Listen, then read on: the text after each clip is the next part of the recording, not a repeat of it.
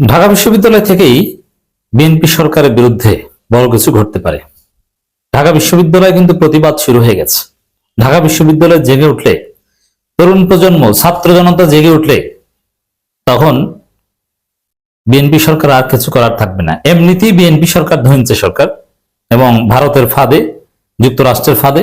তারেক রহমানের মাননীয় প্রধানমন্ত্রী ওইভাবে স্বাধীনতা নাই, আবার রাষ্ট্রপতিকে নিয়ে আছে আরেক জটিলতায়। তার মধ্যে বিএনপি সরকার এখন পর্যন্ত তাদের এক সপ্তাহের হিসেবে পুরোপুরি ব্যর্থ। হাসিনা কিংবা অতীতের কোন সরকার প্রথম এক সপ্তাহে এত ব্যর্থ অতীতে কখনো হয়নি যতটা বিএনপি সরকার হয়েছে। দেশের পরিস্থিতি খারাপ, দ্রব্যমূল্যের ভয়ানক ঊর্ধ্বগতি, সামাজিক এবং শৃঙ্খলা নেই, নিরাপত্তা নেই। এবং বিএনপি জাস্ট একটা কাজ করছে, তারা মিডিয়া দিয়ে সবকিছু ধামাচাপা দিচ্ছে, ঘটনাকে আড়াল করছে। আওয়ামী লীগের মার খেয়ে বিএনপির 4 জন নিহত হয়, তারা সেটা গোপন করে বিএনপির মিডিয়াগুলো। আওয়ামী লীগের মায়ের এটা লেখে না, লেখে যে সামাজিক প্রভাব বিস্তারকে কেন্দ্র করে, অথচ এটা আওয়ামী লীগ বিএনপি মারামারি, এটা লেখে না। তো দর্শক, এই কাজ ছাড়া, এই বাস্তবতা আড়াল করা ছাড়া, চাঁদা না দেওয়ার কারণে লেগুনা চালককে হত্যা করা হয়, ওইটাকে শেষ পর্যন্ত পুলিশের মাধ্যমে, র্যাবের মাধ্যমে বলা হয় যে না, চাঁদা না, ওটা অন্য ঘটনা নিয়ে। এছাড়া বিএনপির কোনো সফলতা নেই।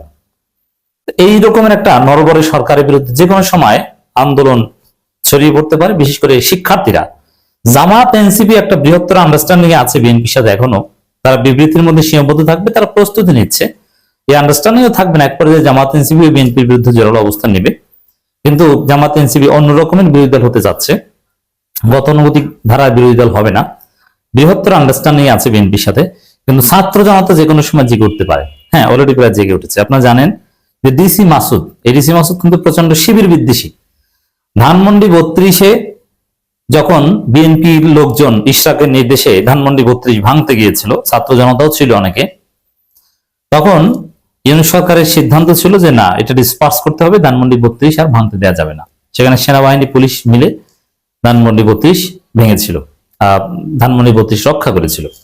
সেখানে ওই ডিসি মাসুদ বলেছিল যে স্যার, এগুলো শিবির, মানে ওই যে তার যে ফোনালাপ ফাঁস হয়েছিল, সামনে আসছিল, সেটা থেকে স্পষ্ট বোঝা যায় যে শিবিরের প্রতি তিনি প্রচন্ড বিদ্বেষ রাখেন। এই ডিসি মাসুদ তাহলে কি? শিবিরের প্রতি বিদ্বেষ রাখেন মিনস বিএনপি।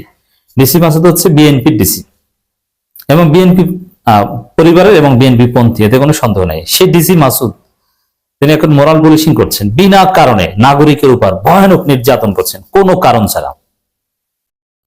আপনি চিন্তা করেন কোন জগতে আছেন আপনি। জাস্ট সিম্পল, একজন ঢাকা বিশ্ববিদ্যালয়ের একজন শিক্ষার্থী, ঢাকা বিশ্ববিদ্যালয়ের এরিয়ার মধ্যেই সোহরাওয়ার্দী উদ্যান পার্ট অফ ঢাকা বিশ্ববিদ্যালয়, প্রায় ঢাকা বিশ্ববিদ্যালয়ের শিক্ষার্থীরা সোহরাওয়ার্দী উদ্যানে যাবে, আড্ডা দিবে, ইটস ভেরি সিম্পল। তবে হ্যাঁ, মাদক সেবন করবে না, মাদকের বিরুদ্ধে জিরো টলারেন্স থাকতে হবে।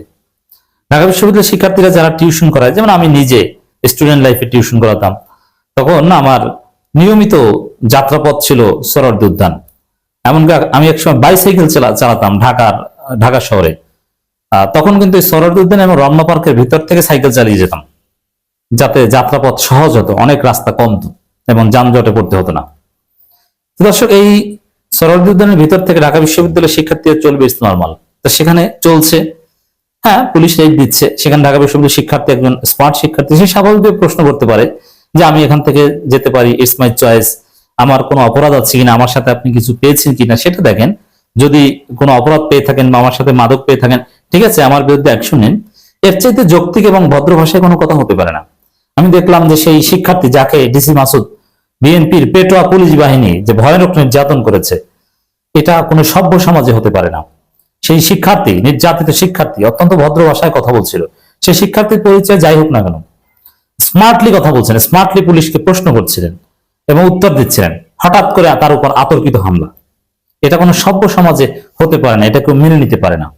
তো দর্শক, এই কাজ করেছে বিএনপির এই ডিসি মাসুদ।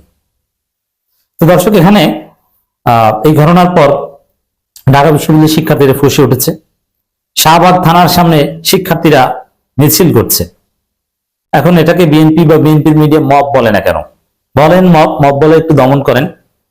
ডাকসু আনুষ্ঠানিকভাবে প্রতিবাদ করেছে, রাজু ভাস্কর্যের সামনে বিক্ষোভ মিছিল হয়েছে। এবং যদি ওই ডিসি মাসুদের বিরুদ্ধে যথাযথ ব্যবস্থা নেওয়া না হয়, তারা ঢাকা বিশ্ববিদ্যালয়ে আন্দোলন ছড়িয়ে পড়বে, এটা সামাল দেওয়ার শক্তি বিএনপি সরকারে নেই। তবে এখন হয়তো হবে না, কারণ বিএনপি পরিস্থিতি বুঝতে পেরে ডিসি মাসুদকে সরিয়ে দিবে অথবা তার বিরুদ্ধে কোনো ব্যবস্থা নিবে ডেফিনেটলি।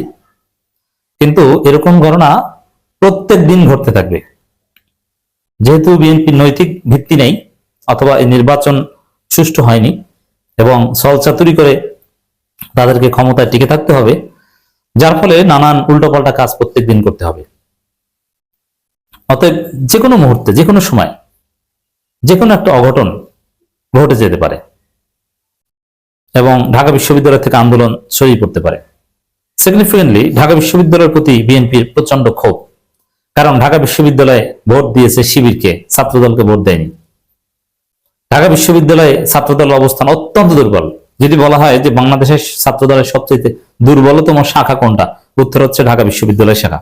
অথচ ক্ষমতাসীন ছাত্র সংগঠনের সবচেয়ে শক্তিশালী শাখা হওয়া উচিত ঢাকা বিশ্ববিদ্যালয় শাখা। ঢাকা বিশ্ববিদ্যালয়ে অরিজিনাল স্টুডেন্টদের 150 স্টুডেন্ট নিয়ে মিছিল করার সক্ষমতা ঢাকা বিশ্ববিদ্যালয়ের ছাত্রদলের নেই। মহানগর থেকে লোক ভাড়া করে এসে ঢাকা বিশ্ববিদ্যালয় ক্যাম্পাসে মিছিল করতে হয়। তো এই জায়গায় যেভাবে ঢাকা বিশ্ববিদ্যালয়ে ছোট আকারে আন্দোলন ছড়িয়ে পড়ছে এবং ডাকসু প্রতিবাদ করেছে, যেমন দেখেন এই এটাকে বিএনপির ভাষায় বললে মব হচ্ছে শাহবাগ থানার সামনে। এই যে স্বরাষ্ট্রমন্ত্রী সালাউদ্দিন আহমেদ কত হুমকি দিলেন যে মব আর হবে না, মবের যুগ শেষ। ওই শাহবাগ থানার সামনে মব হচ্ছে, আপনি কি করছেন?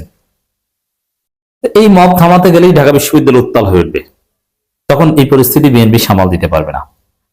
আমি একটা কথা বলি, বিএনপির যে দুর্বল শাসন অথবা তাদের যে দুর্বলতা, তাতে বেশি দিন তারা স্থিতিশীলভাবে দেশ চালাতে পারবে না। বিএনপির নিজেদের কামড়াকামড়িতেই বিএনপি বেকায়দায় পড়ে যাবে। আবার ভারতকে সেনাবাহিনী যেভাবে সেট আপ দিয়েছে, ওভারঅল ভারতের সাথে যেভাবে কানেক্টেড হয়ে যাচ্ছে, এই ভারত হঠাৎ করে তারেক রহমান হাত ছেড়ে দিবে এবং তিনি বিপদে পড়বেন।